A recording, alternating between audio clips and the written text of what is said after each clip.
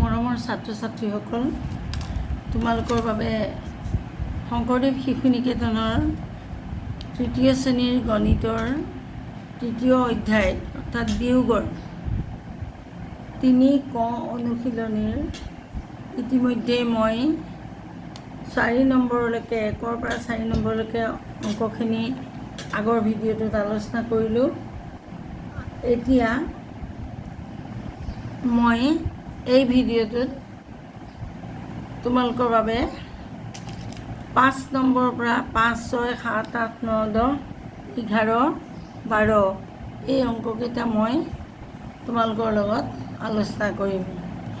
আশা কৰোঁ তোমালোকৰ আগৰ ভিডিঅ'টোত তোমালোকে কিছু কথা শিকিব পাৰিলা আৰু এই পাঠটো তোমালোকৰ ছমহীয়া পৰীক্ষা যিটো ইয়াৰ পিছত যিটো পৰীক্ষা হ'ব 100 মাৰ্কৰ, তাত তোমালোকৰ এই পৰীক্ষাৰ প্ৰশ্ন সন্নিৱিষ্ট হ'ব, এই অধ্যায়ৰ প্ৰশ্ন সন্নিৱিষ্ট হ'ব।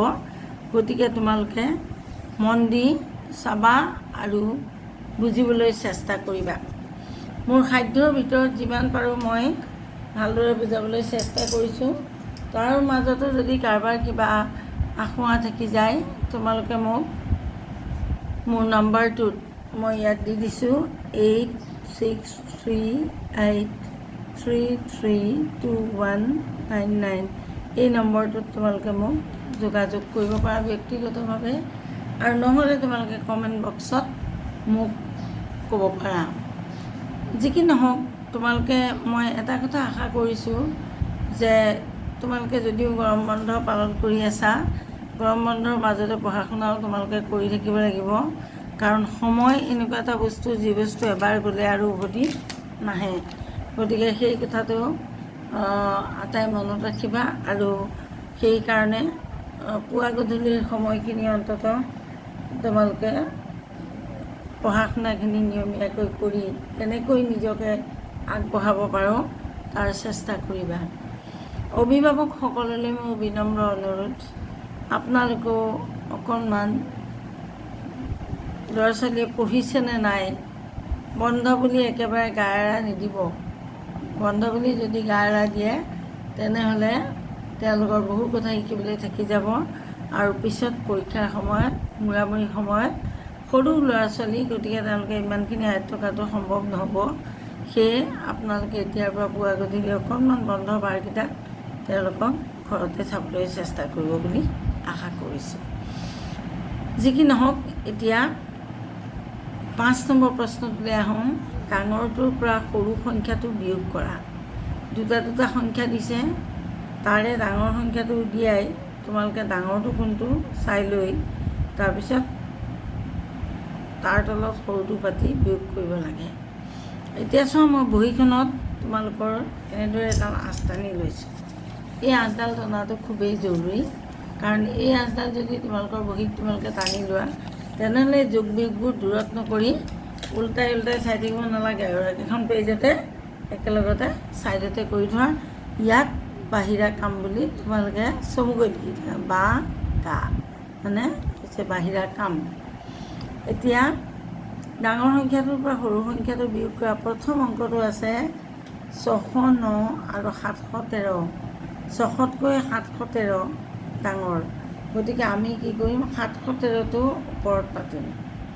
713 অংকটো এইটো দেই, অংকটো আমি এনেকৈ ৰাখিব 713। তাৰ পৰা আমি কি কৰিব লাগিব, 609 বিয়োগ কৰিব লাগিব। 609। এতিয়া চোৱা, যদি 609ক বিয়োগ কৰিবলৈ যোৱা, প্ৰথম সেই সংখ্যাটো চোৱা 3, 3ৰ পৰা 9 বিয়োগ নহয়, গতিকে এইটো হ'ল ধাৰ কৰা বিয়োগ। আমি এই ইয়াক যে একটো আছে, এই একটো ইয়ালৈ লৈ আহিলোঁ, 13 হৈ গ'ল। 9ৰ নগ'ল থাকিল 0, 10ৰ নগ'ল থাকিল 1, 11ৰ নগ'ল থাকিল 2, 12ৰ নগ'ল থাকিল 3, 13ৰ নগ'ল থাকিল 4। ইয়াতে হ'ল 4। এই যে ইয়াৰ পৰা একটো লৈ গ'লোঁ, ইয়াত কি থাকিলে 0। 0ৰ পৰা 0 গ'লে 0ৰে হ'ব। তাৰপিছত ইয়াত থাকিলে 7, 7ৰ 6 গ'ল থাকিল 1। এতিয়া উত্তৰটো আমাৰ ওলাব, উত্তৰ হ'ব এনেকৈ চমুকৈ উত্তৰটো লিখিবা 104।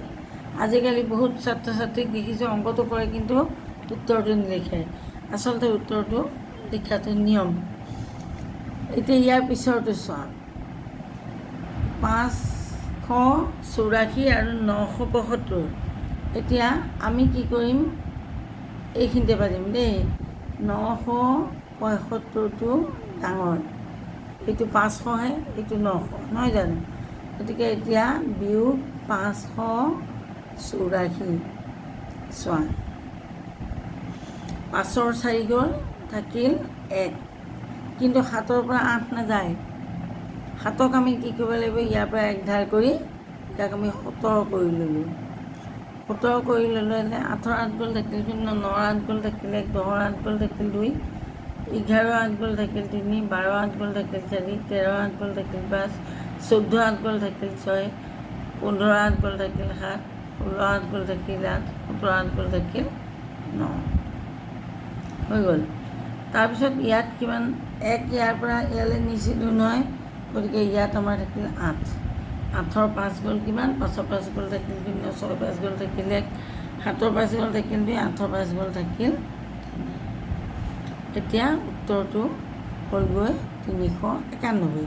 এতিয়া আমাৰ উত্তৰটো শুদ্ধ হৈছে নাই তোমালোকে সুন্দৰকৈ ইয়াক চাব পাৰা। চোৱা কেনেকৈ চাবা। এই 391 আমি বিয়োগফল পালোঁ নহয়নে? 391 পালোঁ আৰু এই 584 পালোঁ, 584। এতিয়া এই দুটা যদি আমি যোগ কৰি দিওঁ, ওপৰৰ সংখ্যাটো যদি ওলাই যায়, তেতিয়াহ'লে আমি জানিম আমাৰ অংকটো শুদ্ধ হৈছে। 4 1 5, 8 9 17, 7 কৰিব 1, 3 1 4, 4 পিছে 972। এতিয়া 972 ওলাইছে, ইয়াত 972 আছে, গতিকে অংকটো আমাৰ শুদ্ধ হৈছে। ইয়াৰ পিছৰ অংকটো চোৱা, 1000ৰ পৰা 650ক বিয়োগ কৰিব লাগে। 1000টো পতাই আছে, আমি সৰুটো কি কৰিম, 1000 1 2 3, আমি ঠিক আছে, আমি অংকটো ওপৰত যিটো কৰা আছে আমি এইটো এনেদৰে আঁচ এডাল টানি ল'ম। প্ৰশ্নত পৰীক্ষা প্ৰশ্ন বহি কাকতত এইটো অসুবিধা নহয়, কাৰণ তোমালোকৰ প্ৰশ্ন কাকতত তোমালোকৰ কি বহীতে কৰিবলৈ দিলে জেগা থাকিব, আৰু নহ'লেও তোমালোকৰ যদি নিজৰ বহীত কৰা তেতিয়াও এনেকৈ আঁচডাল টানি ল'ব পাৰিব। 1000 হয়নে? তাৰপিছত এইটো হ'ল 650, 650টো সৰু, 1000টো ডাঙৰ, গতিকে আমি কি কৰিম, 650টো এনেকৈ ৰাখি দিম। এতিয়া 0 0 গ'ল, থাকিল 0। এতিয়া 0ৰ পৰা 5 গ'ল, 0ৰ পৰা 5টো নাযায়, গতিকে তাৰ আগৰটোতো 0ই আছে, 0ৰ পৰা 6 নাযায়, গতিকে আমি কি কৰিম, এই 1টো আমি ইয়ালৈ লৈ আহিলোঁ, ইয়াত 10 হ'ল, 10ৰ পৰা আকৌ ইয়ালৈ 1 আনিলোঁ, ইয়াত 10 হ'ব আৰু ইয়াত হ'ব 9। চোৱা বুজি পাইছানে কথাটো? আমি 1000টোৰ পৰা 650 বিয়োগ কৰিবলৈ হ'লে আমি কি কৰিব লাগিব, এনেকৈ 1000 হ'লে আৰু 650 তলে তলে আমি পাতিলোঁ। পতাৰ পিছত দেখিলোঁ 0ৰ 0 গ'ল 0, তাৰপিছতে এই 0ৰ পৰা 5 নাযায়, গতিকে আমি কি কৰিম, ইয়াতো আকৌ 0ই আছে, এই লাষ্টটোত এটা আছে, গতিকে আমি কি কৰিম, এই 10টোৰ পৰা এটা ইয়ালৈ লৈ আহিম, 10 হৈ গ'ল, 0 আছিলেই, 1 এটা যোগ দিলোঁ, 10 হৈ গ'ল। তাৰ 10ৰ 5 গ'ল, থাকিল 5। ইয়াত কি হ'ব, 10ৰ ঠাইত 9 হৈ যাব, 9ৰ 6 গ'ল, থাকিল 3, 350। এতিয়া আমাৰ উত্তৰ হ'ব 350। এতিয়া আমাৰ অংকটো শুদ্ধ হৈছিলে, আমি কেনেকৈ চাম, এই 350টোৰ লগত এই 650টো আমি যোগ কৰি দিলে যদি ওপৰৰ সংখ্যাটো ওলায়, তেনেহ'লে অংকটো শুদ্ধ হৈছে। এতিয়া আমি চাওঁচোন আহা, 350 আৰু 650 যোগ কৰিলে আমাৰ 1000 ওলাই নিম, 0 0, 5ৰ পাছে 10, 10 0 কৰিব 1, 3 6 9, 9 1 10 হৈ গ'ল, 1000 ওলাই গ'ল, গতিকে আমাৰ অংকটো শুদ্ধ হৈছে। বুজি পাইছা নিশ্চয় তোমালোকে। তাৰপিছত আহিলে এইটো 2000-ৰ পৰা 2050-ৰ পৰা 850 বিগ কৰিব লাগে। 2050-ৰ আমাৰ যিহেতু জেগাটো কম আছে, গতিকে আমি কি কৰিম, ইয়াত বাদ দিম -850 দিলোঁ আমি বাতি। তাৰপিছত কি হ'ল চোৱা, 0-ৰ পৰা 0 গ'ল, ঠিকে আছে, 0ই হ'ব। 505 গ'ল থাকিল 0ই হ'ব। আৰু এইটো হ'ল কি 0, ইয়াৰ পৰা 1 ধাৰিলোঁ 10, 10 8 গ'ল থাকিল 2, আৰু ইয়াত থাকি গ'ল 1, 1200। এতিয়া 1200 হ'লে 2050 হয়নে নহয় আমি চাব লাগিব। 0 0 0 হয়নে, 0 5 5, 2 8 10 0 কৰিবৰ 1, 1 1 2, 1 2 হৈ গ'ল। এইটো একে মিলি 2 হৈ গ'ল। তাৰমানে 2050 অংকটো শুদ্ধ। এতিয়া উত্তৰ হ'ব আমাৰ 1200। পাতি পেলাই এনেকৈ আণ্ডাৰলাইন কৰি দিলে হ'ল। তাৰপিছৰ অংকটো চোৱা, সংগীতাৰ বেগত কিমান আছিল, 468 টকা আছে। 400 আছিল, আমি চমুকৈ লিখিম দেই, কিহত আছিল আমি নিলিখোঁ, 468 টকা। আৰু তাই 155 টকাৰে এখন কিতাপ কিনিলে। 155 টকাৰে এখন কিতাপ কিনিলে। এতিয়া আমি উলিয়াব লাগিল বাকী কিমান থাকিল, হয়নে, বাকী 5-ৰ 5 গ'ল থাকিল 0, 7-ৰ 5 গ'ল থাকিল 2, 8-ৰ 5 গ'ল থাকিল 3, তাৰপিছত 5-ৰ 5 গ'ল থাকিল 0, 6-ৰ 5 গ'ল থাকিল 1, 4 গ'ল থাকিল 3। এতিয়া উত্তৰ হ'ব আমাৰ 313 টকা।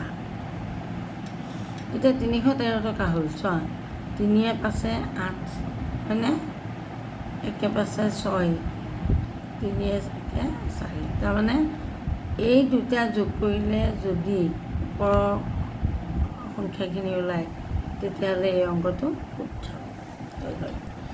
তাৰপিছত অংকটো চোৱা, নিহাৰে এখন সাধু কিতাপৰ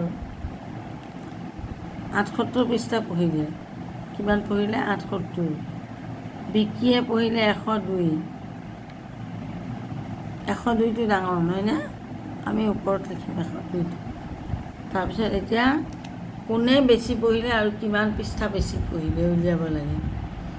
এতিয়া ইয়াতেতো 10, এইটো 2 আছে, 2 পৰা 8 নাযায়, গতিকে আমি কি কৰিম, ইয়াৰ পৰা ইয়ালৈ 10-ৰ পৰা ইয়ালৈ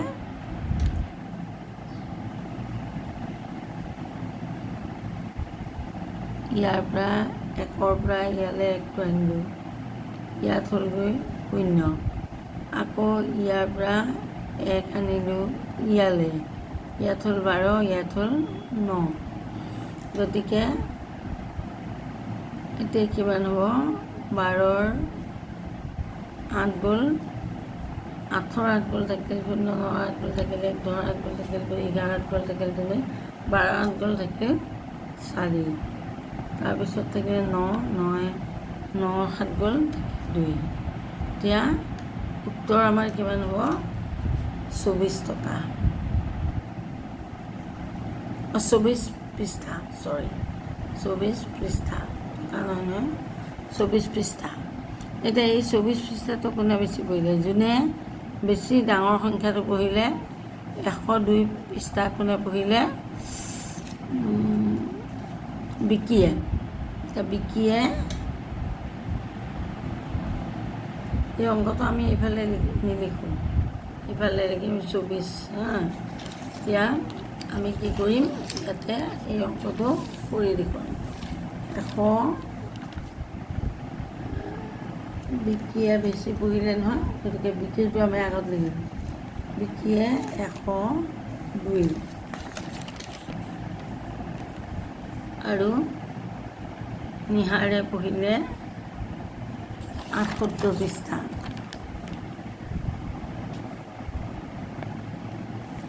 নিহাৰে পঢ়িলে 8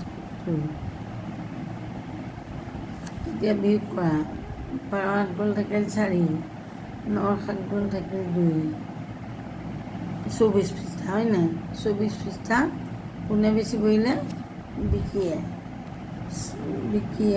24 পৃষ্ঠা বেছি পঢ়িলে এতিয়া উত্তৰ আমি কি লিখিম বিকিয়ে 24 পৃষ্ঠা শ্বৰ্টকৈ লিখিবা বেছি পঢ়িলে এইটো উত্তৰটো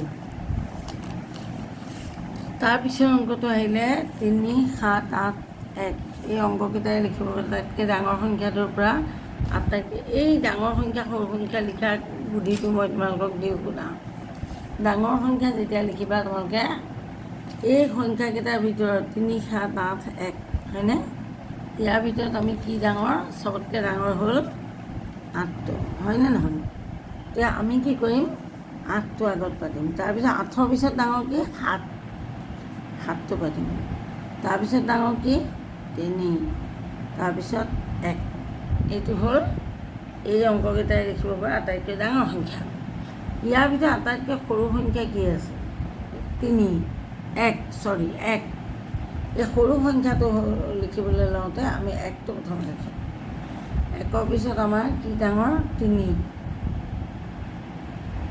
3 পিছত কি আছে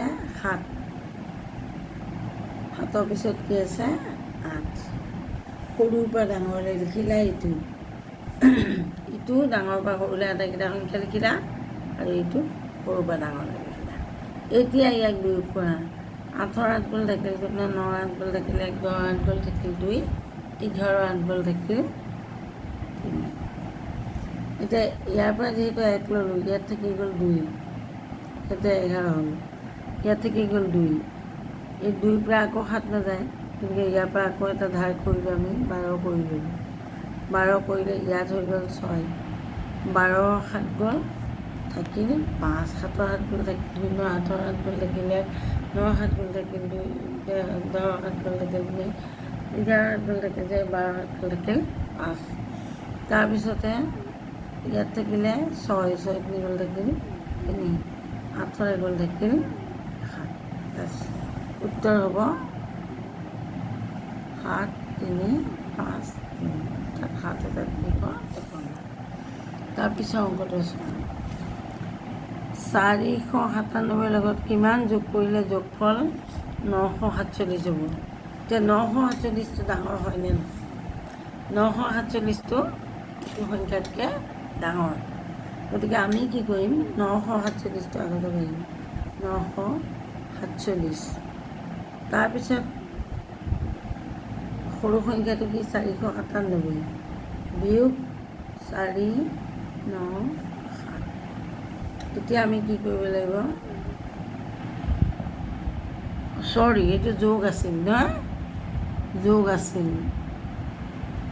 যোগ থাকিলে আমি কিন্তু সেই যোগটো উলিয়াবৰ কাৰণে আমি বিয়োগ কৰিব লাগিব চাবা মই কৈ দিছোঁ কেনেকৈ বিয়োগ কৰিব লাগিব 7ৰ 7 গ'ল থাকিল 0 14 9 গ'ল 9 গ'ল থাকিল 10 গ'ল থাকিলে 11 গ'ল থাকিল 12 গ'ল থাকিল 13 গ'ল থাকিল 14 গ'ল থাকিল 5 তাৰপিছত ইয়াত থাকি গ'ল 8 এইটো 14 হ'ল ইয়াত হ'ল 8 8ৰ 4 গ'ল থাকিল 4 এতিয়া তোমালোকে চোৱা যদি 497 যোগ 450 সমান কিমান 7 9 পাছে 14 4 কলিবৰ 1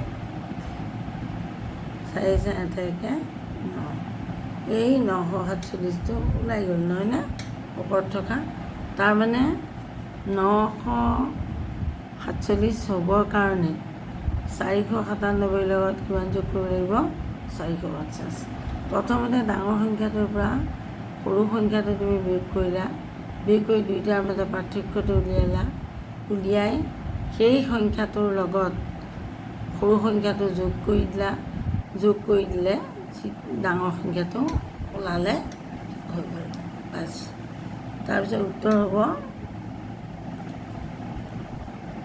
450 তোমাক সুধিছে 497 কিমান যোগ কৰিলে যোগফল ইমান হ'ব গতিকে 450 তাৰপিছৰ অংকটো চোৱা ৰুবিৰ ফাৰ্মত কুকুৰা আছিল 207টা আৰু হাঁহ আছিল 195টা হাঁহতকৈ কুকুৰা কিমান বেছি হাঁহ আছিল কুকুৰা আছিল 207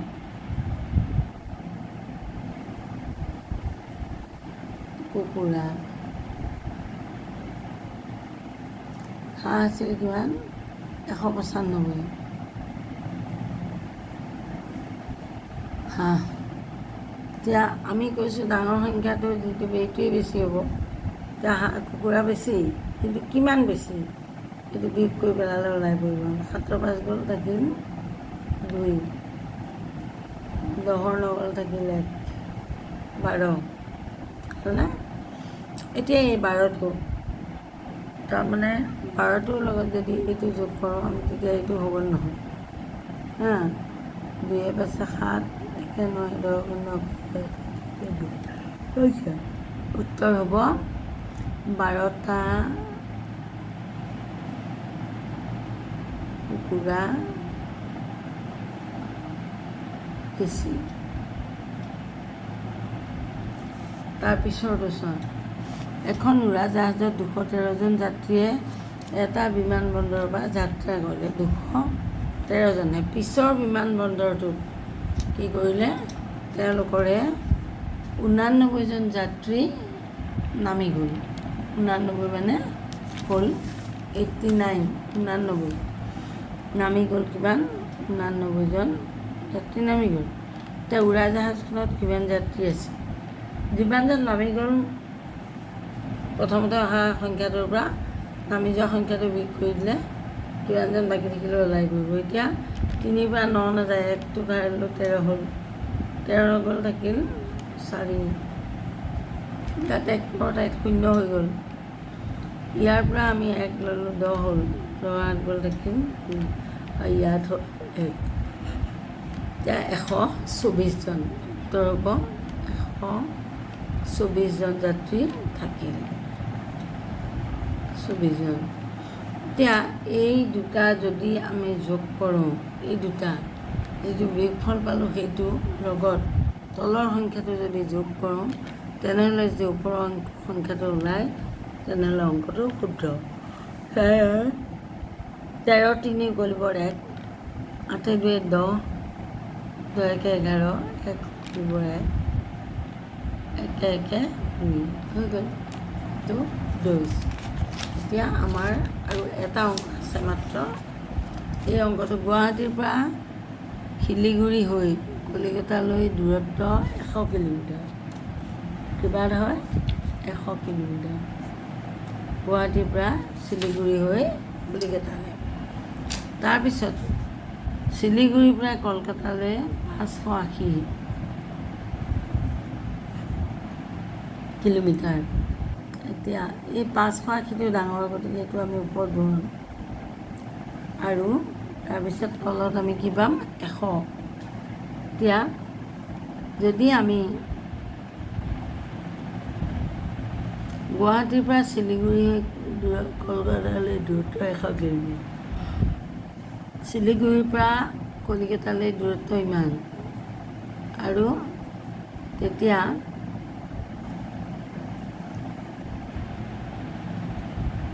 গুৱাহাটীৰ পৰা শিলিগুৰিলৈ কিমান দূৰ 0 0 8 480 কিলোমিটাৰ উত্তৰ হ'ব এই দুটা যোগ কৰি চালে এইটো ওলালে 0 0 0 8 0 8 4 5 উত্তৰ গতিকে এই 3 ক অনুশীলনটো ইমানতে সমাপ্ত হ'ল মই আশা কৰিছোঁ তোমালোক আটাই বুজি পাবা আৰু এবাৰত বুজি নাপাবা 2বাৰ 3বাৰ ভিডিঅ'টো চাবা স্কিপ নকৰাকৈ তেতিয়া তোমালোকৰ বুজি পোৱাত সুবিধা হ'ব আৰু এইখিনিতে এটা অনুৰোধ কৰোঁ অতি বিনম্ৰ অনুৰোধ যিসকল ছাত্ৰ ছাত্ৰী বা অভিভাৱকে মোৰ চেনেলটো এতিয়াও ছাবস্ক্ৰাইব কৰা নাই তেখেতসকললৈ মোৰ অনুৰোধ, অনুগ্ৰহ কৰি মোৰ চেনেলটো ছাবস্ক্ৰাইব কৰি ল'ব। তেতিয়া মই দিয়া ভিডিঅ'বিলাকৰ ন'টিফিকেশ্যন পাই থাকিব। কাৰণ গৰম বন্ধৰ পিছতে বিদ্যালয়ত পুনৰ পাঠদান আৰম্ভ হ'ব আৰু তেতিয়া ছমহীয়া পৰীক্ষাৰ কোৰ্চটো পঢ়াব। যদি সেই কোৰ্চটোৰ অলপমান বস্তু আমি আগতীয়াকৈ বুজি থওঁ, তেনেহ'লে শ্ৰেণীকোঠাত আচাৰ্যই বুজাওঁতে আমাৰ যিখিনি খোকোজা আগত থাকি যায় এইখিনি সম্পূৰ্ণ হৈ যাব। গতিকে তোমালোকে আটাইয়ে মন দি এই ভিডিঅ'টো চাবা আৰু বুজিবলৈ চেষ্টা কৰিবা। আৰু দ্বিতীয় কথা মই কওঁ, কিবা এটা নোৱাৰি বা নুবুজি সোধাটো একো লাজৰ কথা নহয়। গতিকে সেই ক্ষেত্ৰত আমি পিছ পৰি ৰ'ব নালাগে। আমাৰ যি সুধিব লগা থাকে আমি নিশংক আচাৰ্যক এই কথা সুধিব পাৰোঁ। আচাৰ্যাসকলে এইখিনি বুজাই দিবলৈ অলপো বেয়া নাপায়। তোমালোকে কেতিয়াও সেই কথা নাভাবিবা। যদি ভিডিঅ'টো ভাল লাগিল লাইক এটা কৰিবলৈ নাপাহৰিবা। ধন্যবাদ।